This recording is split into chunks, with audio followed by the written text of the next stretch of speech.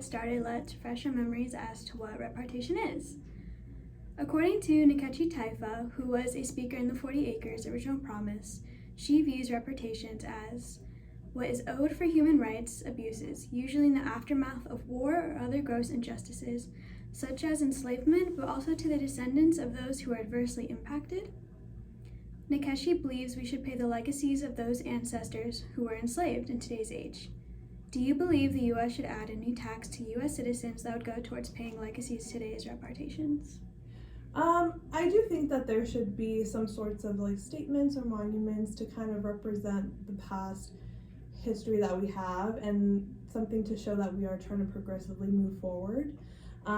Just so that way we can kind of make a statement that we don't want to go back to making those repeated things in the past that have hurt people. So I think that being able to honor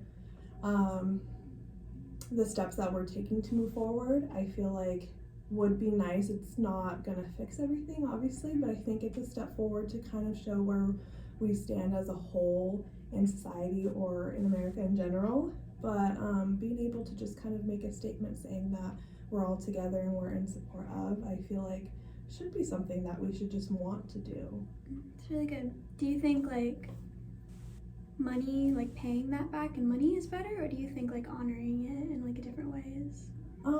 I feel like honoring it in ways would be good. I think it's hard. I think that's when it gets hard, politically for other sides and stuff. I think when we're talking about money, it can be difficult for some people because some people might feel one way and another. But I think being able to make a statement in a way of, I don't know, continuing to make statements with holidays, continuing to make statements with monuments, with things that we can look as a symbol of. And I think money can be hard. And personally, I would say yes, but as a whole in society, when I try to look at it in the bigger picture, can I see people agreeing?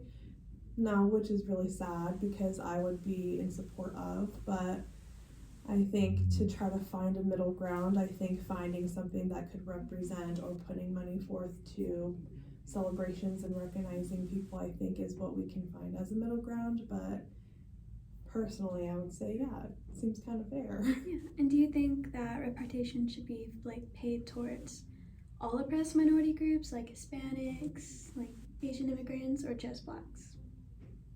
Yeah, that's also a hard question too. Everybody has a really different story in history, and that's not to disregard others. And I think it's hard because some people, it's hard to compare the traumas and hardships that people had to go through. So, man. And in some ways, Native American different tribes, they get some of that in a different capacity. So I could see it in it being justified for the Black community as well.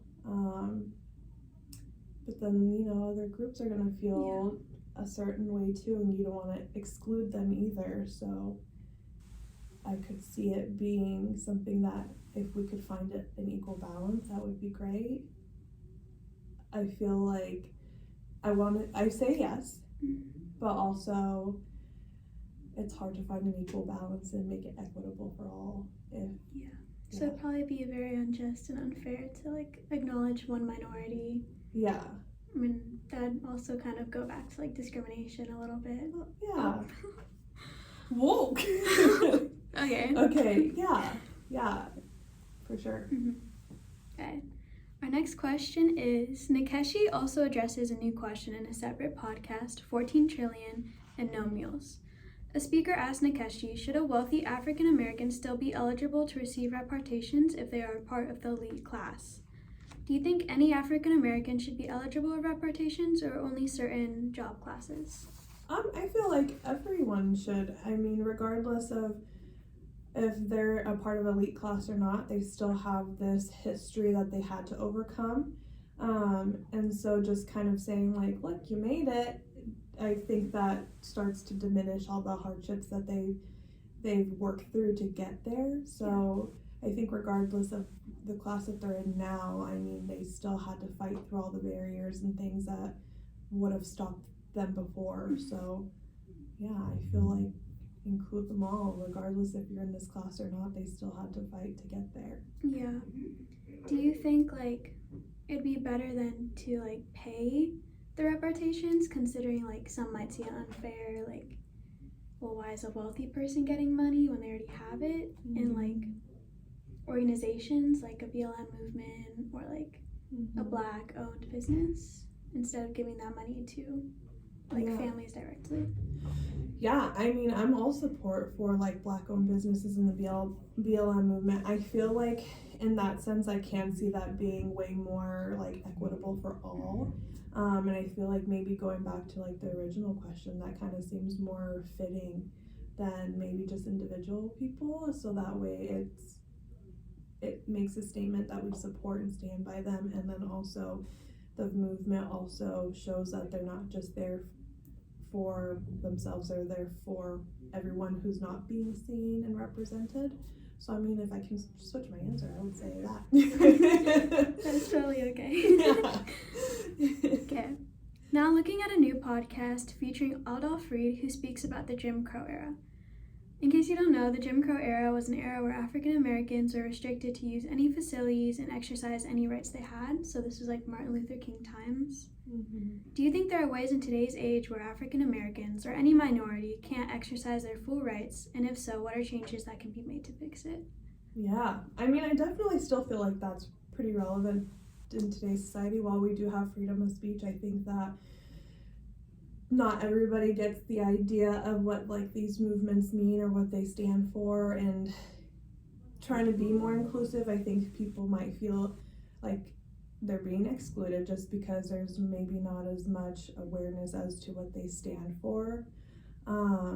So I do feel like while we have the freedom of speech, sometimes it doesn't always feel that way, just because others might not just understand how they're trying to use their freedom. So I mean, going back to like COVID, when we had like the presidential election and stuff, out in my small town, I saw a lot of people trying to protest and peacefully protest for the BLM movement. And then on the other side of the town, you saw a lot of people protesting with conservative signs. Yeah. And so while that's not an indirect statement towards them, you can kind of still see that that's still a statement towards them. So I kind of feel like that's in a way sending a message to them saying like, what you're saying is not okay. Yeah. So I think in order to move forward and make it easier for people, I feel like continuing to talk about it is helpful, being okay with being uncomfortable, and then just trying to figure out like how we move forward and not stay in this like, man, this is hard to talk about, but not staying in this like white supremacist society that we have grown to know, and be okay stepping out of that. Yeah. Okay. Whew, hard. I know, that was like a lot. Yeah, I know. I don't really talk like this in my daily life, only to certain people. Okay. An article I read called "The Case for Reparations" discusses how the likelihood for a Black student who attends college is more likely to fall into debt and end back in the ghetto than a student leaving the ghetto and not going back. Do you think this statistic is true? And if so, what are the odds we can fix it? I definitely do see that it's true.